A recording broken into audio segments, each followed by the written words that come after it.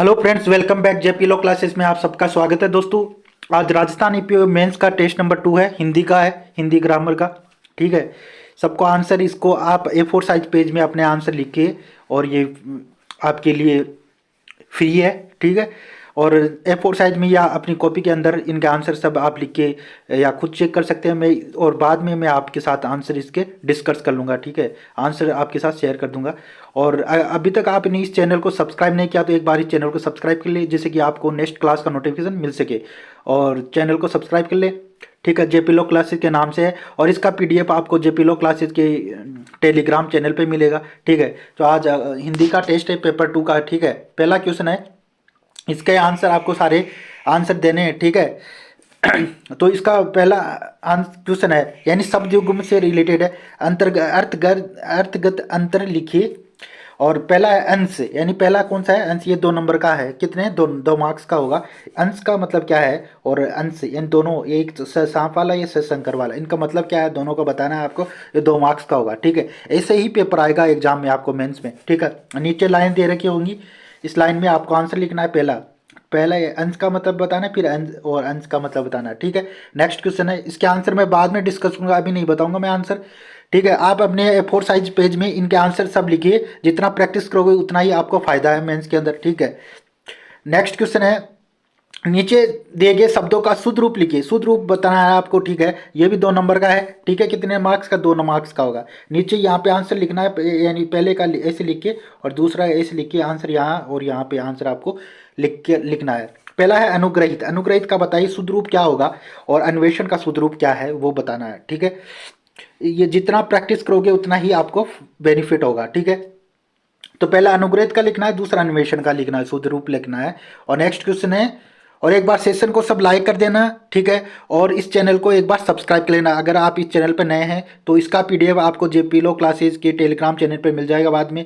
और इसके आंसर में मैं आप शाम को मैं डिस्कस कर लूँगा आंसर। आप पहले आप पेपर दीजिए, इसका पूरा पेपर अटेम्प्ट कीजिए। ठीक है, क्वेश्चन नंबर थर्ड थर्ड है, निम्नलिखित वाक्यों को शुद्ध लिखिए। निम्नलिखित वाक्यों को शुद्ध लिखिए। ठीक है, ये भी 2 नंबर का है। ठीक है, एक एक नंबर का दोनों। ठीक है, एक एक नंबर का है, 2 मार्क्स का होगा। ठीक है, तुम्हारे आने से मेरा मन गदगद हो गया।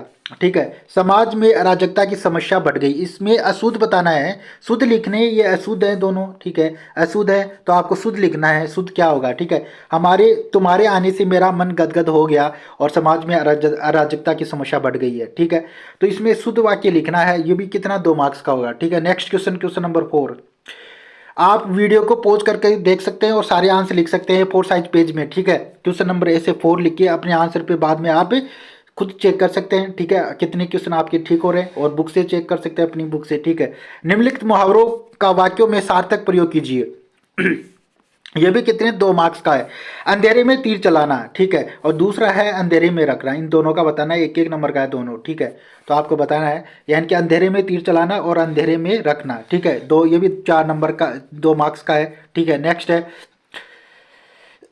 लोकोक्ति से रिलेटेड है, निम्नलिखित लोकोक्तियों का वाक्य में सार्थक प्रयोग कीजिए। ठीक है, निम्नलिखित लोकोक्तियों का वाक्य में सार्थक प्रयोग करना है। ठीक है, अर्थ बताना है और फिर आपको प्रयोग करना है। ठीक, अंधे के आगे रोवे अपने ही नैन खोवे। ये तो पहला 1 नंबर का है। ठीक है, ये भी 2 मार्क्स का है। ठीक है, 2 मार्क्स का होगा। ठीक है, और दूसरा अंधे के हाथ में बटेरी लगना, ये भी 1 नंबर का है। ठीक है, एक एक 2 नंबर का होगा। तो नीचे आंसर आपको लिखना है। ठीक है, आंसर यहाँ पे लिखना है आपको। ठीक है, क्या आंसर होगा वो आपको अपने अपनी A4 साइज में पेज पे लिखिए और सुंदर सुंदर राइटिंग में लिखिए और राइटिंग सुधारिए अगर आपकी राइटिंग कमजोर है, या शुद्ध वाक्य लिखिए। ठीक है, और एकदम शुद्ध वाक्य होना चाहिए, अशुद्ध वाक्य नहीं होना चाहिए। उस पर प्रैक्टिस कीजिए। ठीक है, जितना ज़्यादा आप प्रैक्टिस करोगे उतना ही आपको बेनिफिट होगा। ठीक है, नेक्स्ट क्वेश्चन नंबर 6।